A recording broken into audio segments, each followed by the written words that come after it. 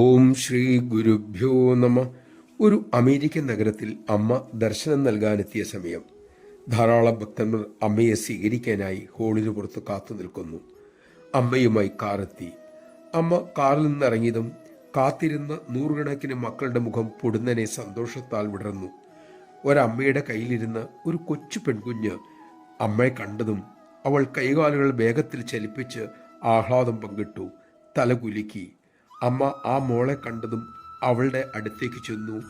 അവളുടെ അമ്മയുടെ ഒക്കത്തു നിന്നും ആ കുഞ്ഞിനെ എടുത്ത് ചേർത്ത് പിടിച്ചു.